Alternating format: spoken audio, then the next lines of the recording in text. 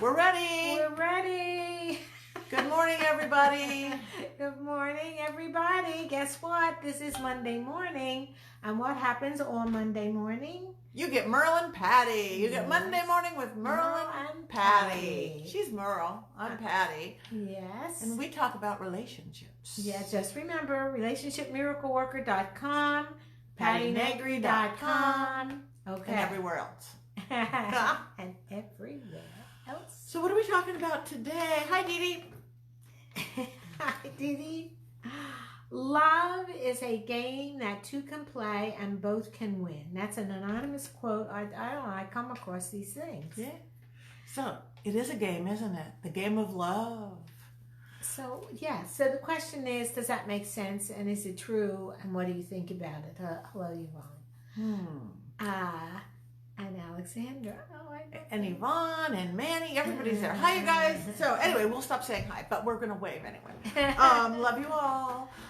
We were talking about, because when she brought up that anonymous quote on our walk this morning, I said, is our games always competitive? And apparently they are. Apparently they are. But and we do turn love into games, because it's even, to a competitive game. And we often. And we often do. Like even, I love you, honey. I love you more. Yeah.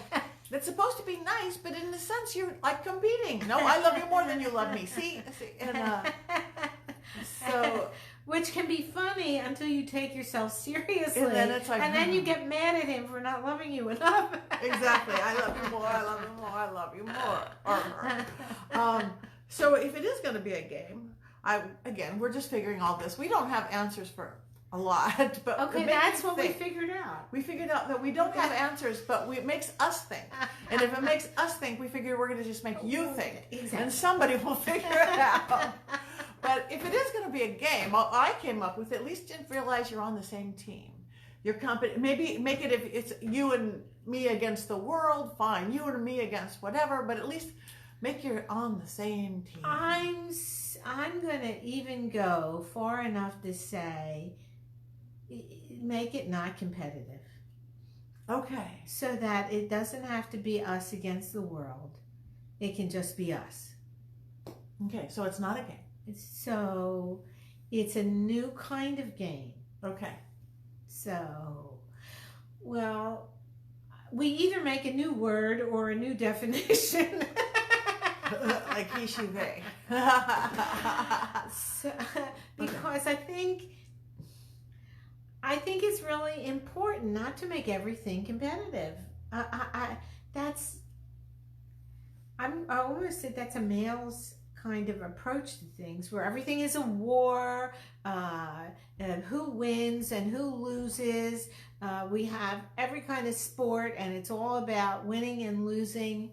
Stronger, faster, bigger, whatever. Yeah. And there's a place for that, and it can be very energizing and exciting, and I'm not dissing it. I'm just saying everything can't be that. Right. There's a place for competition. There's a place for cooperation. And if you want to find a place for cooperation, it's going to be with the person you love. Yeah. With the person you love. Because if you love them more, then it gets into that whole thing of deserving that we talked about. And I have a thing in my head that I've been trying to work out, which is with this whole thing of deserving. If your couple, if your relationship is about he doesn't deserve me, she doesn't deserve me, or I don't deserve, how many times is it I don't deserve this? Sometimes it's I don't deserve to get beat up like this, but a lot of times it's I don't deserve anything this good. Yeah. And I want to differ with that. I think if we are alive, then we deserve certain things. And those things we deserve is we deserve to deserve. We deserve respect. We deserve love. We deserve just as who we are. Because, what did I say today?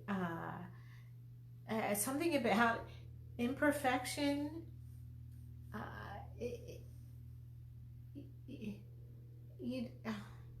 Imperfection. It was good, really good. It was so good. I knew I should have wrote it down. Hard to write down in the woods with a deer. But we couldn't write it down. But it was good. Imperfection, it is something that we all have. So you don't have to become perfect in order to be deserving of love. You don't have to be perfect to deserve love. That's it. Yeah. And if that's the case, then I guess love isn't a game in a way. So what is it? A state of being, a place, a state. Yeah. Because it's. Yeah. If you cannot take competition out of love, out of a game, then it's not a game. Unless you want it to be a competition, and we just had that discussion. Right. Hi, Bradley. We also got into logic versus illogic. Love isn't necessarily logical either. So we try to logicalize things. It's much more a right brain thing than a left brain thing. Well, so that was with the deserving. It kind of makes sense. You do this and you deserve that. But it's not about deserving. It's not about being logical.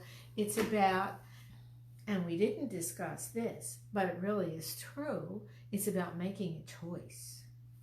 So you choose to love or not love. Yeah. And then it's not a matter of, he was such a creep today, I'm going to withdraw my love. No, you can't do that. You can get me mad at him, but he's not perfect, and I get kind of cranky sometimes, but that's the way I am. And when I notice it, I try to uncrank. Right. Decrank. But I don't want Nathan to withdraw his love just because I got cranky today. But on the other hand, when I see it, I have to say, chill out, Merle. Right. So we're all imperfect beings. We're all walking through this life the best way we can. If we're lucky enough to have a partner to do that with, right, then just be grateful and deal with your own imperfect self and deal with his imperfect self, and yeah, be thankful. We said it all. Did we say it all? I don't know. This was a tough one again, and all we really want you to is think about it and make it think. Are you making it too competitive? And is that serving the relationship, or is that serving you? I love you more. No, you don't. I love you more. Really? I know it's so sweet, but it isn't. It isn't. And that's what people say, and you were saying that's not even just something that's with a romantic relationship, but with friends. Well, it would be girlfriends. Definitely wouldn't be boyfriends. Boys wouldn't be doing "I love you more, I love you more." You think?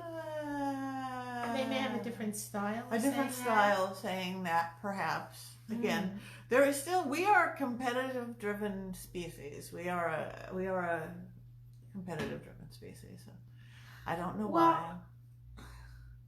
Are we? Are we? Have we just fed that wolf? Good question. When I get tired and cranky and I'm with Patty, she looks at me and says, "I love you, Dee Dee. I love you, Dee Dee." Yes, I do. And actually, that's a great comment and a way to do it. When we've both talked about this not in a long time, how like if you certain ways of being and you want to kind of warn your partner versus you just say I love you so and so, or you could come up with funny words that throw things off, like ooh, the alligators come out of the bag again, or something that just will almost make them laugh for a second, make you laugh again.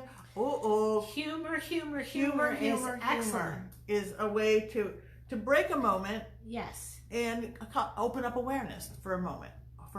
Yeah, it just breaks that that tension or whatever it is. Yes, it does. It's 11 after. It's 11 after. That means it's 11:11. That's what I kept looking at my clock for, going, is it 11:11?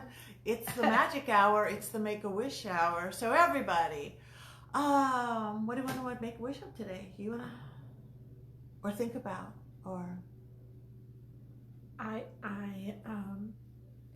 what comes to mind is I would like to make a wish that people who have a strong feeling about how they do things being right, to acknowledge that other people have that same feeling.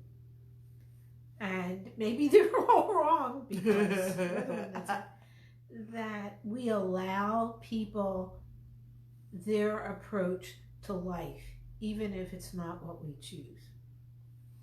If their perspective is different, their truth is different. So, yeah. 11:11, moment of contemplation. Close your eyes, take a deep breath, think about how that may affect you in your life or your way of being.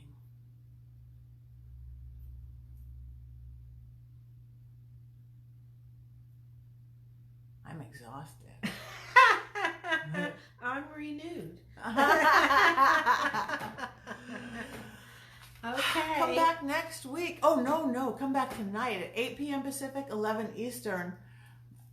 Buy our books on Amazon. You could do download books. You could do audio books. You could do hard copy books at your door. You can get old videos of our Facebook Live on relationshipmiracleworker.com/videos. There you go. She's so good. She takes good care of us. She comes up with what we're going to talk about. She stores us.